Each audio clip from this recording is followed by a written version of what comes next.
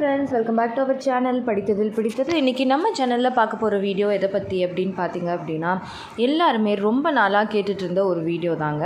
அதாவது பார்த்திங்கன்னா, ஒரு 5-6 கமெண்ட் வருது அப்படின்னா, ஒரு வீடியோக்கு கீழே கமெண்ட் வருது அப்படின்னா, அதில் ஒரு கிட்டத்தட்ட ஒரு 3-4 கமெண்ட் வந்து இது ரிலேட்டடாக தாங்க இருக்கும். ஏன்னா இப்போ நிறைய சிஸ்டர்ஸ் ப்ரெக்னென்சி ட்ரை பண்ணுறவங்க இந்த விஷயத்த பண்ணுறாங்க. ஸோ அதுதான் நான் இன்றைக்கி உங்ககிட்ட ஷேர் பண்ணிக்க போகிறேன். அது என்ன அப்படின்னு பார்த்தீங்கன்னா, ஐயுஐ. நிறைய பேர் அக்கா நான் ஐயுஐ பண்ணியிருக்கேன். ஐயுஐ தான் நிறைய பேர். ஸோ ஐயுஐ பண்ணியிருக்காங்க. பட் அதோட யூசஸ் என்ன, அது சக்ஸஸ் ஆகிறதுக்கு நம்ம என்ன மாதிரியான விஷயங்களை ஃபாலோ பண்ணணும் அப்படிங்கிறது நிறைய பேருக்கு தெரியறது கிடையாது. இன்னொன்று, ஐயுஐஸ் அந்த ப்ரொசீஜர் முடித்து வந்ததுக்கப்புறமா எப்படி இருக்கணும், எப்படி இருக்கக்கூடாது, அந்த மாதிரியான சில விஷயங்களும் அவங்களுக்கு தெரியறது இல்லை. ஸோ இதனால் அது கமெண்ட்டில் அவங்க நிறைய பேர் கேட்டிருந்தீங்க. ஸோ அதுக்காக தான் இந்த வீடியோவில் ஐயுஐ பண்ண பிறகு நீங்கள் என்ன மாதிரியான விஷயங்களை பண்ணலாம், பண்ணக்கூடாது, என்ன மாதிரியான உணவுகளை எடுத்துக்கலாம், எடுத்துக்கக்கூடாது அப்படிங்கிறது தான் ஒன் பை ஒன்னாக இந்த வீடியோவில் நான் ஷேர் பண்ணிக்க போகிறேன். ஸோ நீங்களும் இதை பற்றி தெரிஞ்சுக்கணும்னு நினைக்கிறீங்க அப்படின்னா இந்த வீடியோவை ஸ்கிப் பண்ணாமல் கடைசி வரைக்கும் பாருங்கள். நிச்சயமாக ஐயுஐ பண்ணியிருக்கிற எல்லாருக்குமே இந்த வீடியோ ரொம்பவே ஹெல்ப்ஃபுல்லாக இருக்கும்.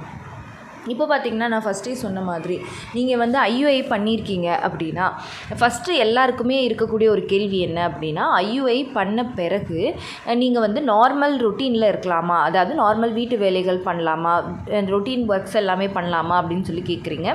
ஐயுஐ பண்ண பிறகு அன்றைக்கி ஈவினிங்லேருந்தே நீங்கள் நார்மலாக எப்பயும் போல் எப்படி இருப்பீங்களோ அந்த மாதிரி நீங்கள் இருக்கலாம். என்ன ஒரு விஷயம் அப்படின்னா, ரொம்ப ஹெவி வெயிட் லிஃப்டிங் மட்டும் பண்ணக்கூடாது, அவ்வளோதான். அதே மாதிரி ஐயுஐ பண்ண பிறகு இன்டர்கோர்ஸில் இருக்கலாமா அப்படின்னு சொல்லி நிறைய பேர் கேட்குறீங்க. அந்த கண்டிப்பாக அப்படி இருக்கக்கூடாதுன்னா டாக்டரே சொல்லி அனுப்பிடுவாங்க. பட் யூஸ்வலாக பார்த்திங்கன்னா, ஐயுஐ பண்ண பிறகு இன்டர்கோர்ஸ் இருக்கக்கூடாது அப்படிங்கிறது இல்லவே இல்லை. இன்ஃபேக்ட் நீங்கள் இன்டர்கோர்ஸ் இருந்தீங்க அப்படின்னா தான் உங்களுக்கு சீக்கிரமாக கன்சீவ் ஆகிறதுக்கு அது ஹெல்ப்ஃபுல்லாக இருக்கும். ஏன்னா நீங்கள் இன்டர்கோர்ஸ் இருக்கும்போது உங்களுக்கு ஏற்படுற அந்த கான்ட்ராக்ஷன்ஸ் ஐயுஐ பண்ணி உள்ளே அனுப்பியிருக்கிற அந்த விந்தணுக்களை ஈஸியாக போய் உங்களோட கருமுட்டையை ரீச் பண்ணுறதுக்கு ஹெல்ப் பண்ணும். ஸோ அதனால் இன்டர்கோர்ஸில் இருக்கலாம், தப்பு கிடையாது. அதுக்கப்புறமா பார்த்திங்கன்னா, எல்லோரும் கேட்குற கேள்வி, ஐயுஐ ப்ரொசீஜர் முடித்த பிறகு பார்த்திங்கன்னா ப்ரொஜெஸ்ட்ரான் டேப்லெட் வஜைனலாக வைக்கிறதுக்கு நிறைய பேருக்கு கொடுப்பாங்க. அந்த டேப்லெட் பார்த்திங்கன்னா நிறைய பேருக்கு வலிஞ்சு பாதி இது கீழே வந்துடும். ஸோ அப்போ அதனால ஏதாவது ப்ராப்ளமா, இந்த டேப்லெட் எதுக்கு கொடுக்குறாங்க அப்படின்னு சொல்லி கேட்குறீங்க. இந்த வஜைனல் ப்ரொஜெஸ்ட்ரான் டேப்லெட் எதுக்கு கொடுக்குறாங்க அப்படின்னு பார்த்திங்கன்னா, உங்களுக்கு இம்ப்ளான்டேஷன் ப்ராப்பராக நடக்கிறதுக்கும் கரு நல்லா சப்போர்ட்டிவாக வளர்கிறதுக்கும் இந்த ப்ரொஜெஸ்ட்ரான் டேப்லெட் உங்களுக்கு கொடுக்குறாங்க. இதுவும் சிம்பிள். உங்களுக்கு மாத்திரை வலிஞ்சு வெளியில் போகிற மாதிரிலாம் இருந்தது அப்படின்னா அது ஒரு பெரிய ப்ராப்ளம் இல்லை. நீங்கள் இந்த மாத்திரையை யூஸ் பண்ணிவிட்டு கொஞ்சம் நேரத்துக்கு ஃப்ளாட் பொசிஷனில் இருந்தால் போதும். மற்றபடி அதுக்கப்புறமும் அது வெளியில் வருது அப்படிங்கிற பட்சத்தில் அது உங்களுக்கு பயம் இல்லை. பட் இருந்தாலும் ரொம்ப அதிகமாக ஆகுது அப்படிங்கிறப்போ நீங்கள் நெக்ஸ்ட் செக்கப் போகிறப்போ டாக்டர்கிட்ட ஒரு வார்த்தை சொல்லி கேட்டுக்கோங்க.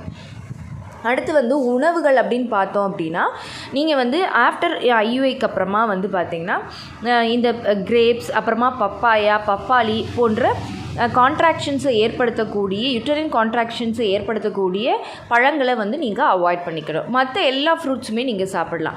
அதே மாதிரி நீங்கள் என்ன மாதிரியான ஃபுட்டை சாப்பிட்டா உங்களுக்கு நல்லது அப்படின்னு பார்த்தீங்க அப்படின்னா, நீங்கள் நிறைய ப்ரோட்டீன் ரிச், அதுக்கப்புறமா ஃபோலேட் ரிச், அதாவது ஃபோலிக் ஆசிட் அதிகம் உள்ள உணவுகள், பச்சை காய்கறிகள், க்ரீன் லீஃபி வெஜிடபிள்ஸ், அப்புறமா பார்த்திங்கன்னா நட்ஸ் அண்ட் சீட்ஸ், இது எல்லாமே நிறைய எடுத்துக்கணும். இந்த மாதிரி நீங்கள் எடுத்துக்கணும். அதே மாதிரி ஒர்க் அவுட் எதுவும் பண்ணுறவங்களா இருக்கீங்கன்னா, after IUI heavy work outs பண்ணக்கூடாது. பட் நார்மலாக நீங்கள் பண்ணுற சிம்பிளான பேசிக் எக்ஸசைசஸ், வாக்கிங் எல்லாமே நீங்கள் தாராளமாக பண்ணலாம். ஐயுஐ பண்ண பிறகு நீங்கள் கம்ப்ளீட்டாக உங்களோட ஆக்டிவிட்டீஸை ஸ்டாப் பண்ணணும் அப்படிங்கிற அவசியம் கிடையாது. ஸோ இப்போ உங்களுக்கு தெளிவாக புரிஞ்சிருக்கும் அப்படின்னு நினைக்கிறேன். டயட் ஈவன் நீங்கள் ட்ரீட்மெண்ட் போனாலும், ஐயுஐ ஐவிஎஃப் மாதிரியான ட்ரீட்மெண்ட்ஸ் போனாலும் சரி, நேச்சுரலாக ட்ரை பண்ணாலும் சரி, டயட் அப்படிங்கிறது ரொம்ப ரொம்ப முக்கியம்.